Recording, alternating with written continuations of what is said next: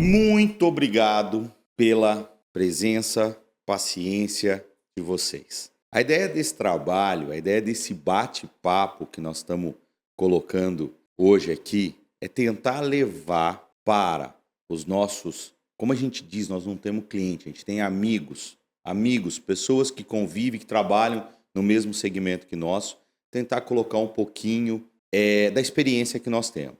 Gente, o Grupo Passarini junto com a Green, que aqui está presente para responder as perguntas a partir de hoje, não tem experiência nenhuma nessa atividade. Então vocês perdoem nós se nós falarmos ou errarmos alguma coisa na gravação do podcast. São todos técnicos aqui. Todos que estão presentes são pessoas que estão acostumadas a fazer atividades, construir avaliações, pesquisa clínica. Não temos artista, não temos modelos, não temos nada, tá? Então, a ideia surgiu principalmente quando nós começamos a observar os grupos de discussões que existem na internet, são vários, e nós não conseguimos responder. Isso começou a gerar uma frustração na gente, pela correria do dia a dia e toda essa parte. Como responder? Como nós conseguiríamos responder tantas questões, né? E aí o que a gente pensou? Por que a gente não tenta montar um webinar, algumas situações, e surgiu essa ideia.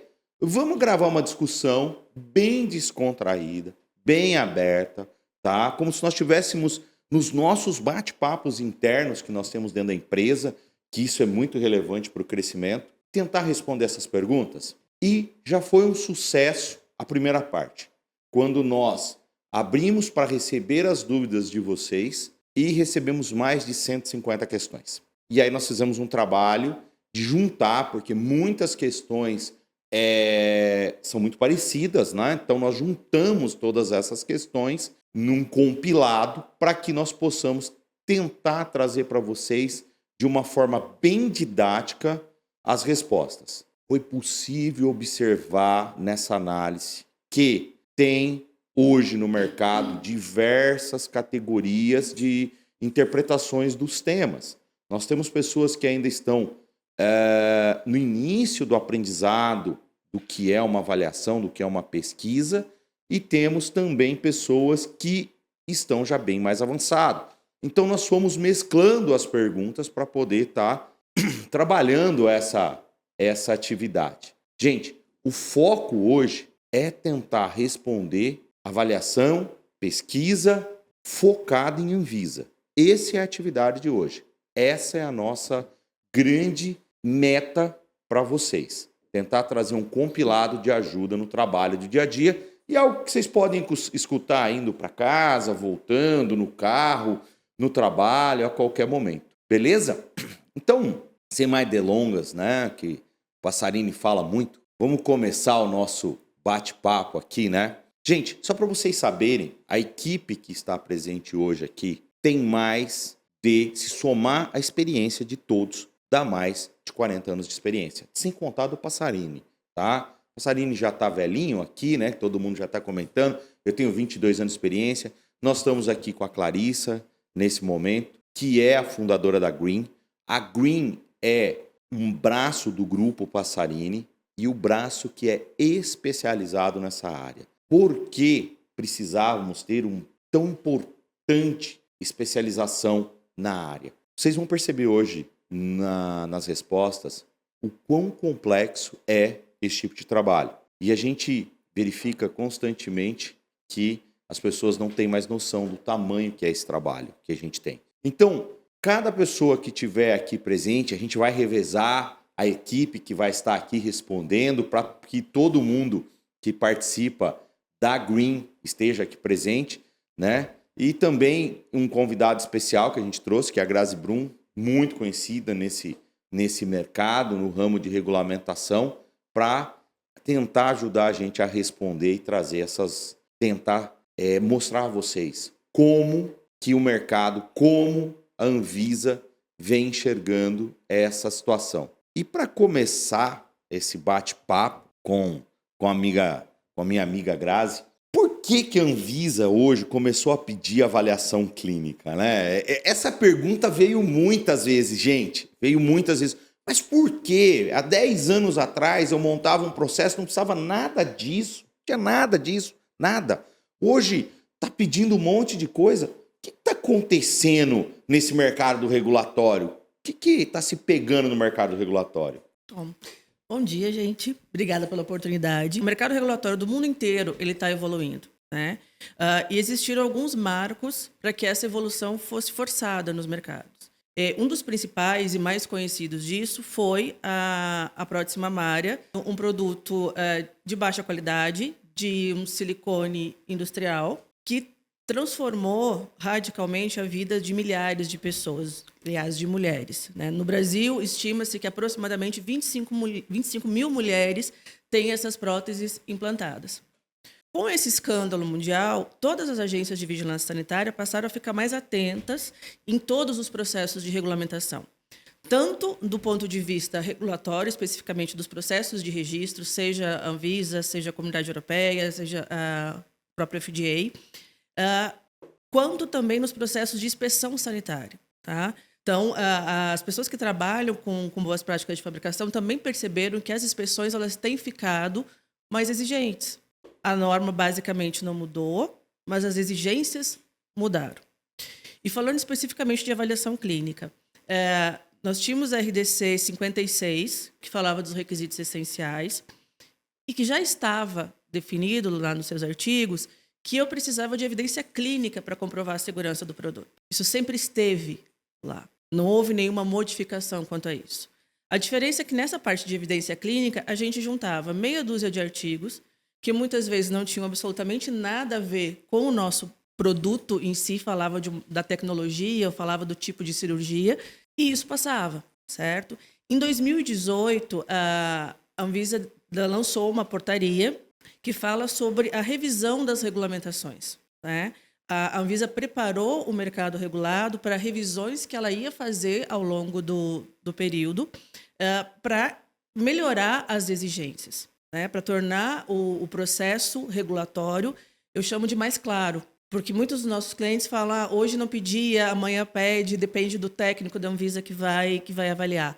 A Anvisa quer esclarecer isso, né? Para que a gente saia desse modo que a gente tinha, de que depende de qual técnico ou qual revisor vai pegar meu processo para que eu tenha a aprovação ou não. Então, o objetivo da Anvisa é padronizar essas exigências. Bom, teve a portaria de 2018, aí você tem a nova emissão dos requisitos essenciais, que, se eu não me engano, é a RDC 546, que continuou falando que as evidências clínicas são mandatórias.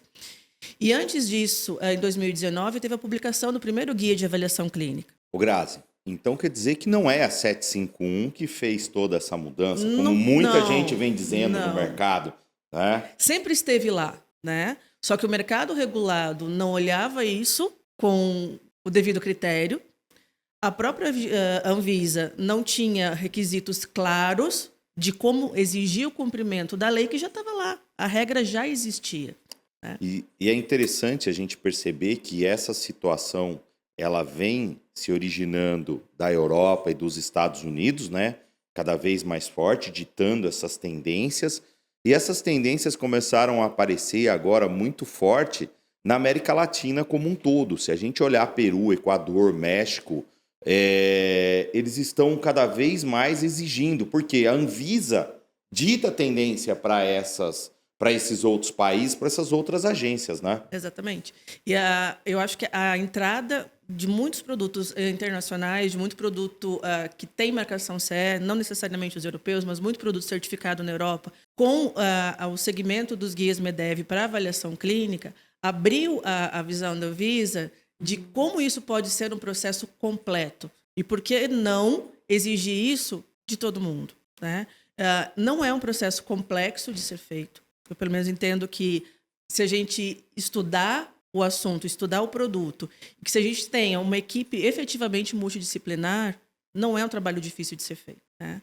Talvez o grande problema é a dificuldade que as empresas tenham, está relacionado que isso é uma responsabilidade, talvez, do responsável regulatório, talvez da pessoa de gestão da qualidade, às vezes da pessoa de projeto, mas nunca é meio forte de falar, mas normalmente não envolve uma equipe multidisciplinar que conheça o produto, que conheça de pesquisa, que tenha paixão por escrever, porque às vezes as pessoas querem ser literais, né?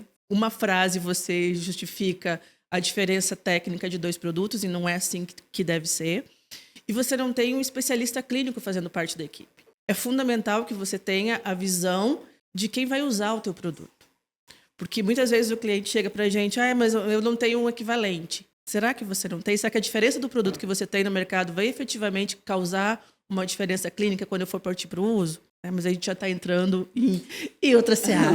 Aí nós vamos para outra atividade. Não, mas é bem interessante a gente ver essa história, acompanhar um pouco da história, como a história se portou durante esse período, para não achar que a mudança foi abrupta. Ela não foi. Ela veio crescendo gradativamente. A gente vê muitas empresas que vieram renovando seus registros e nunca pararam para voltar lá atrás e reconstruir conforme o estado da arte atual. Eu acho que é esse o nosso maior problema hoje.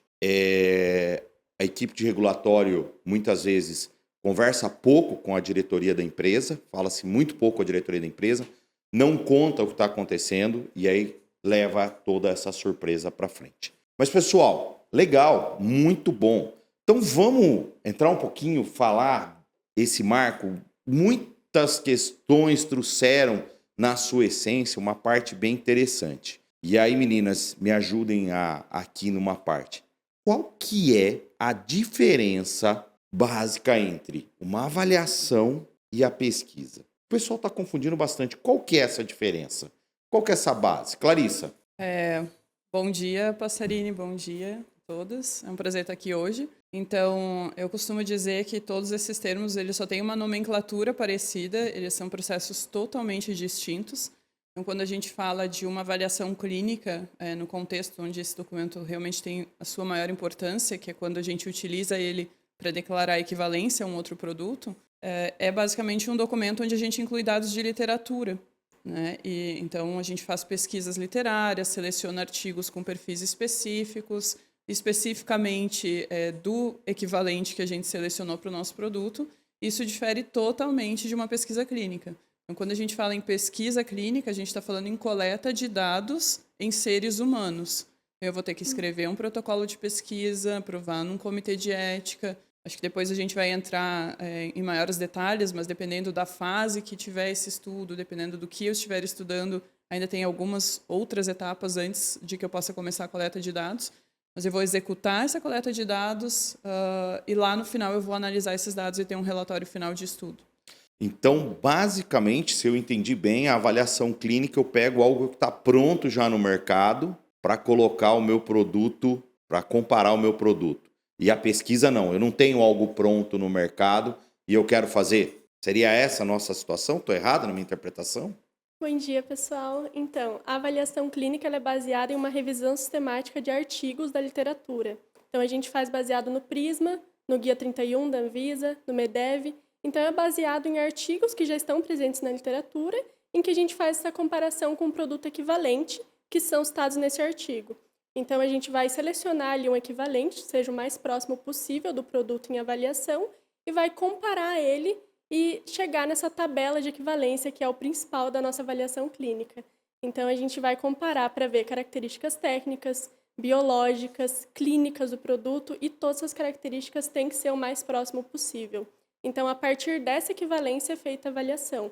Já a pesquisa, como a Clarissa falou, é uma questão ali de seres humanos, de pesquisa mesmo nos seres humanos. Então, é diferente da avaliação que é feita baseada em uma pesquisa de literatura. A pesquisa clínica, eu gosto de comparar, né? Eu gosto de trazer aquela frase, porque durante a pandemia todos viram e escutaram muito sobre a vacina, né? E a pesquisa clínica, ela veio com a vacina e mostrou para o pessoal como era, né? Veio trazer essa atividade para a população quando a vacina do Butantan foi colocada para testes em seres humanos para poder identificar se ela era realmente eficaz, ela colocava, né? Deixava essa situação. É possível eu definir também a avaliação clínica partindo do princípio que se o produto que está no mercado já há algum tempo fazendo bem à população, ou seja, não trazendo efeitos colaterais, efeitos problemáticos e cumprindo o papel a qual ele foi criado. Está funcionando bem. E o meu produto é igual a esse, quer dizer que o meu produto também pode ser considerado bom? Entenderam essa linha de raciocínio? Entendi. Para a Anvisa, a gente precisa de artigo científico. Não basta ter somente um produto no mercado, que a gente pesquisa lá alertas de tecnovigilância e não identifique nada como muito relevante. Isso não é suficiente. A gente precisa ter um equivalente que tenha artigos científicos publicados.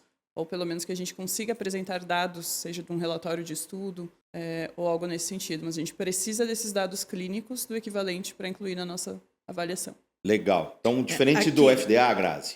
Aqui eu entendo um pouco o seguinte.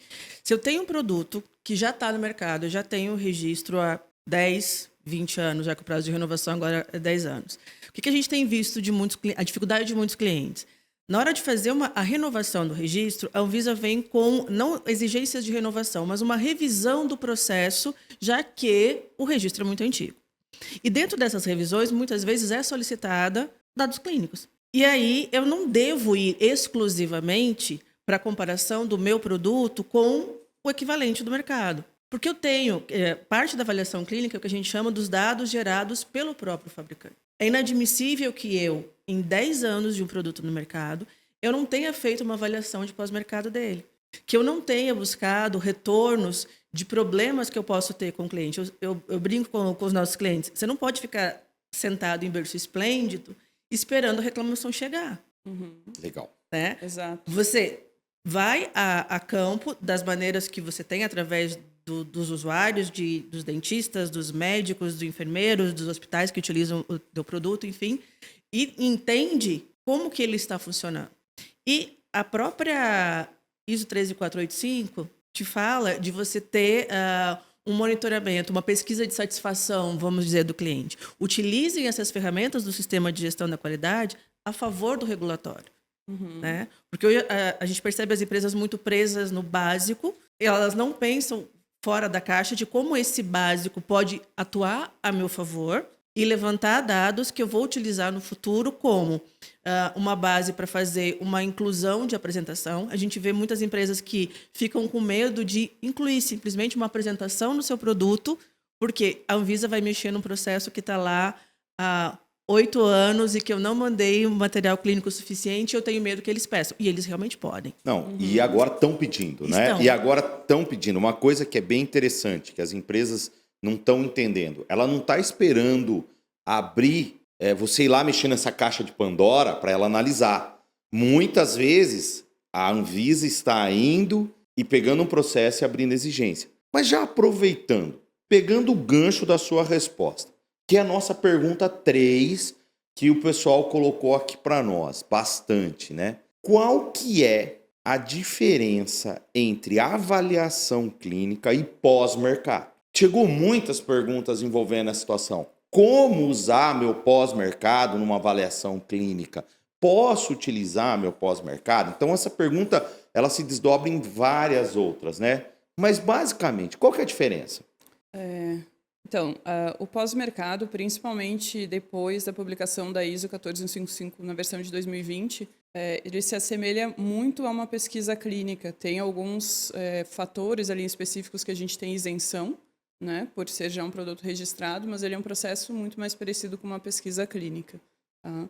Acho que dentro do contexto que a Grazi falou, acho que é bem importante a gente diferenciar esses dois cenários, né? Então, se o meu produto ele não é registrado, obviamente eu não tenho dados dele, a minha saída é ter um equivalente com dados clínicos. Né? Isso eu estou excluindo a possibilidade de conduzir uma pesquisa clínica pré-mercado. Agora, se eu já tenho um produto registrado, por mais que eu possa não ter um equivalente com dados, eu tenho essa saída de utilizar dados do meu próprio produto. Né? Então, eu poderia conduzir o que a gente chama de um estudo de pós-mercado. Né? Estudo de pré-mercado é de produto que não é registrado, estudo de pós-mercado é quando o produto já possui o registro no mercado-alvo que a gente está tratando. Né? Então quer dizer que a Anvisa aceitaria, desde que grafado corretamente, um estudo de pós-mercado para uma renovação, para um trabalho desse tipo? de uma revisão uma revisão processual para uma renovação de registro, sim. E aí, Clarice, eu tenho uma pergunta, porque os nossos clientes acabam perguntando muito isso na rotina. Muitas empresas acabam tendo parceiros clínicos, né? Médicos, dentistas, e que eles têm uma produção acadêmica, vamos dizer assim, né? Mas com estudos que foram desenvolvidos com a aprovação dos comitês de éticas das universidades onde eles estão. E eu posso usar isso como um pós-mercado? A gente também recebe muito essa pergunta, né? Bastante frequente. A resposta é a mesma resposta para a maior parte das perguntas que nos fazem, que os clientes não gostam dessa resposta, mas depende. Né? Eu não gosto de você, Clarice. Depende da qualidade do dado, depende de como esse estudo foi conduzido, né? Quando a gente fala em pesquisa clínica para fins regulatórios, a gente precisa conseguir rastrear tudo o que acontece dentro de um estudo, né? Então, eu consigo rastrear cada informação, eu consigo ter acesso ao documento-fonte do que eu tenho lá dentro do meu banco de dados. As pessoas que conduziram esse estudo, elas eram devidamente treinadas para isso, capacitadas para isso. O dispositivo ele foi utilizado como está lá nas instruções de uso do produto. Então, são vários fatores a serem analisados, né, para a gente conseguir dizer pode ser utilizado ou não pode ser utilizado. Adianto que, na grande maioria das vezes, não. Né, a gente não consegue utilizar. Se a gente for... Os prontuários dos pacientes acabam ficando muito pobres, né? Exato. Muito pobre. A coleta de dados que é o problema, não é o que se colocou, né? Que está ali, que está funcionando, isso a gente sabe. Mas a coleta de dados, guardar esse dado, que é o grave problema que tem, né? Muitas vezes dentro dessa situação. E ainda, pedindo uma complementação dessa pergunta, se a gente pegasse um exemplo, tá? Um implante odontológico para a indústria odontológica, que a indústria odontológica sempre fala que a gente prioriza a indústria médica, né? Então vamos aqui. O que seria importante eles terem no prontuário desse paciente para que esse dado se tornasse um pouco mais rico?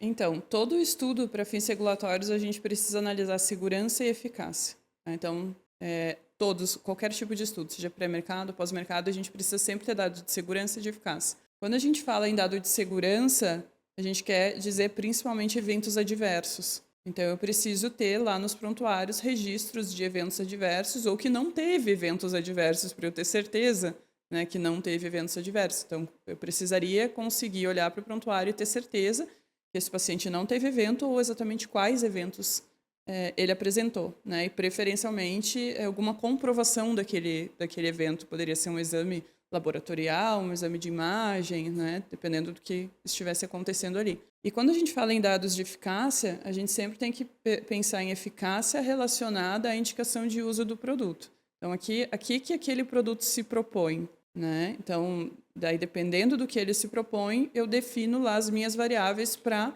chegar na conclusão de se ele funciona ou não para aquela finalidade em específico. Então, a gente teria que ter também esse registro específico.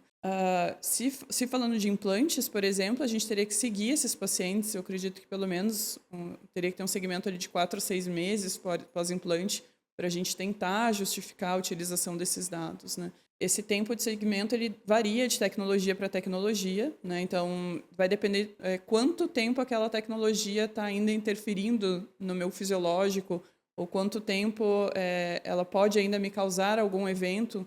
Então, o tempo do estudo é dependente deste tempo, né? Então, tem tecnologias que vai ser suficiente eu seguir 12 semanas e tem tecnologias que eu vou seguir esse paciente por anos, né? Como é o caso de implantes mamários, por exemplo, né? Que hoje em dia as agências pedem estudos mais e mais e mais longos, né?